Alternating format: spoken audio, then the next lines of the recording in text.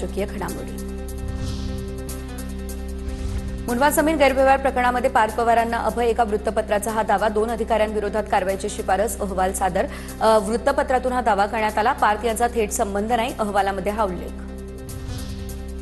काही चुकीचं केलेलं नाही असं पार्थने मला सांगितलेलं। पार्थवर माझा विश्वास होता, तेव्हा तसं मी व्यक्तही केलं। मुंडवा जमीन गैरव्यवहार प्रकरणी पार्थ पवारांच्या क्लीन चिटवर सुप्रिया सुळे यांची प्रतिक्रिया।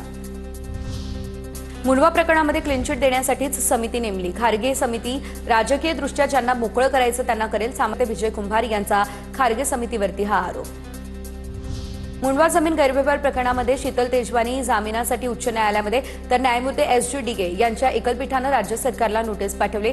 6 मार्चला सुनावणी होणार। पुण्याच्या अतिरिक्त सत्र न्यायालयानं तेजवानीचा जामीन अर्ज फेटाळलेला।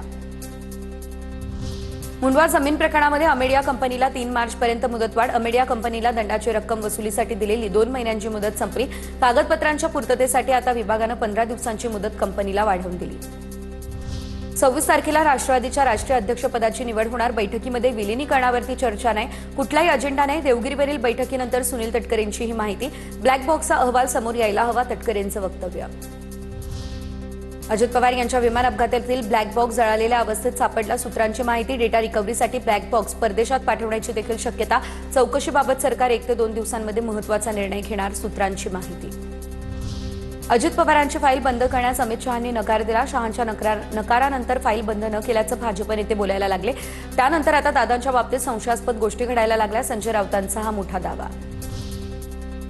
अजित पवारांच्या विमान अपघाताप्रकरणी रोहित पवारांची उद्या मुंबईमध्ये पत्रकार परिषद, काही शंका उपस्थित करणारे व्हिडिओ दाखवणार। आणि आता पाहूयात मोठ्या बातम्या। सोलापूर महापालिकेमध्ये अजित पवार यांच्या राष्ट्रवादीच्या एकमेव नगरसेवकासोबत भाजपची युती। स्वीकृत नगरसेवक निवडताना 1 जागा कमी होऊ नये म्हणून भाजपनं राजकीय खेळी केली।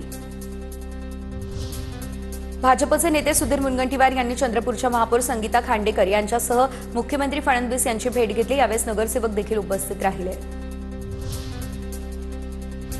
अल्पसंख्याक विभागाचे उपसचिव मिलिंद शेनॉय यांची चौकशी होणार। उपसचिव मिलिंद शेनॉय यांची 75 प्रमाणपत्रांवरती सही असल्याचं समोर। ज्या शाळांना प्रमाणपत्र देण्यात आलं त्यांची चौकशी केली जाणार। 2 दिवसांमध्ये चौकशीला होणार सुरुवात।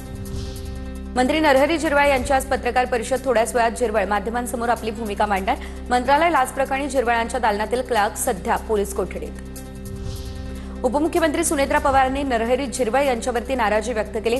मंत्रालयात झिरवाळांच्या कार्यालयातील कर्मचारी लाच प्रकरणावरून व्यक्त नाराजी त्यांनी केली। स्वतःच्या आणि पक्षाच्या प्रतिमेची काळजी घ्या, सुनेत्रा पवार यांच्या झिरवाळांना सूचना।